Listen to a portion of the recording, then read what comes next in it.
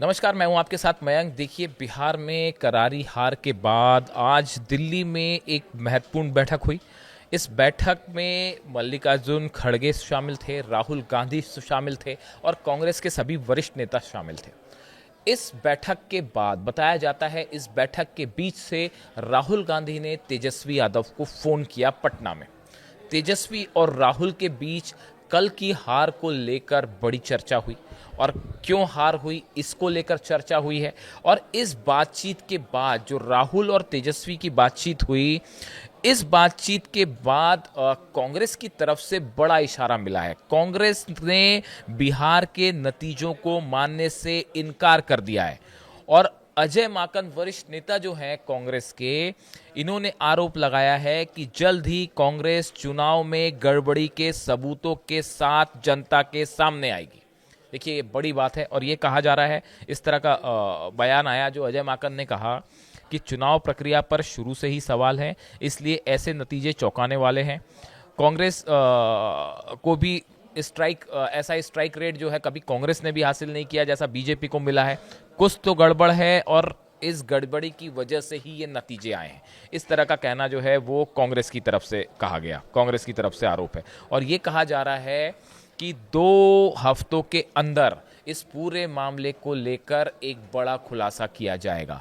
यानी दूसरे शब्दों में राहुल गांधी एक बार फिर देश के सामने आ सकते हैं, जो वो आरोप लगाते रहे हैं, और इस बात को लेकर दावे कर सकते हैं कि कैसे बिहार में फर्जी वोटिंग हुई या गलत तरीके से काउंटिंग हुई। इसको लेकर कोई बड़ा खुलासा राहुल गांधी कर सकते हैं, कांग्रेस कर सकती है। और ये सब कुछ तय हुआ है तेजस्वी और राहुल की बातचीत के बाद।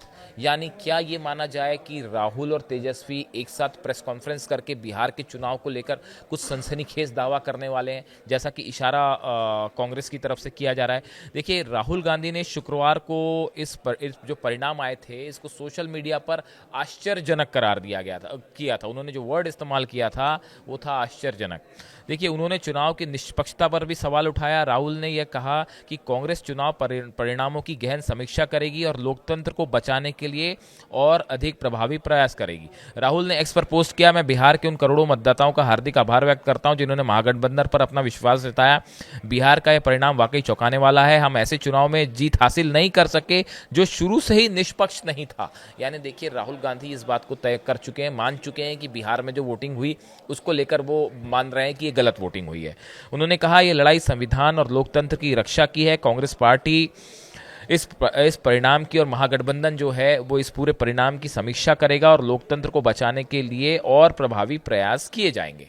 अब इसके बाद से अजय माकन हो या जो भी बड़े नेता हो, खड़गे हो, इनकी तरफ से ये बात कही जा रही है कि जल्द ही कांग्रेस इस बात के सबूत पेश करेगी कि कैसे बिहार में धांधली हुई है। ये कांग्रेस का आरोप है। इसी बीच देखिए, शरद पवार का भी एक बड़ा बयान आया है। उन्होंने कहा है कि चुनाव में से पहले महिलाओं को 10,000 देने का जो फैसला था, इसकी वजह से बिहार में ये परिणाम आए। और उन्होंने कहा कि महाराष्ट्र में भी इस तरह से पैसे बांटे गए थे। ये आरोप लगाए हैं शरद पवार ने। अब देखिए, इसके बाद एक प्रकार का एक दावा और हो रहा है, इस तरह की सुगबुगाहट है कि जैसे G23 एक ऐसे कांग्रेस के भीतर वरिष्ठ नेताओं का एक ग्रुप बन गया था जिसको लेकर एक कयास लगाए जा रहे थे कि कांग्रेस से अलग हो सकते हैं। अब इस तरह की बातें फिर से हो रही हैं और कई बड़े नेताओं के उसमें जो है वो नाम सामने आ रहे हैं। और कल प्रधानमंत्री मोदी ने भी अपने भाषण के दौरान इस तरह की बात कही थी कि कांग्रेस टूट सकती है, जिसके बाद अब एक बार फिर कांग्रेस में टूट की जो है उस तरह की बातें होने लग गई हैं। लेकिन देखिए, जिस तरह की बात आज कांग्रेस की तरफ से कही गई, उसके बाद ऐसा लगता है कि तेजस्वी से राहुल की मुलाकात के बाद कुछ बड़ा बात तय हुई है और हो सकता है कि जल्द ही आप एक कोई बड़ा ऐलान देखें कांग्रेस की तरफ से, तेजस्वी की तरफ से या दोनों की तरफ से मिलके, जो बिहार में फर्जी वोटिंग को लेकर कुछ खुलासे कर सकता है या कुछ सबूत रखने की बात कर सकता है। हम आपको सुनाते हैं कांग्रेस के नेताओं ने क्या कहा।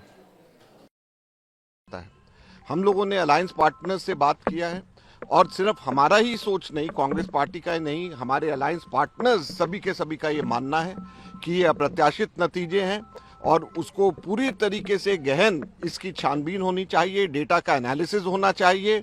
और केवल हमारे अलायंस पार्टनर्स और कांग्रेस के ही नहीं बल्कि पूरे के पूरे बिहार के वर्कर्स के, पूरे लोगों के फोन आ रहे हैं और कह रहे हैं कि किसी को भी ये उम्मीद नहीं थी और कहीं ना कहीं पे गड़बड़ियां हुई हैं और उसकी छानबीन होनी चाहिए। हमारे लोग पूरे के पूरे डेटा को इकट्ठा कर रहे हैं। फॉर्म 17C को हम लोग देखेंगे, पूरे के पूरे वोटर्स लिस्ट को देखेंगे और फिर उसके साथ में हम लोग तथ्यों के साथ और आंकड़ों के साथ में वापस आपके बीच में आएंगे।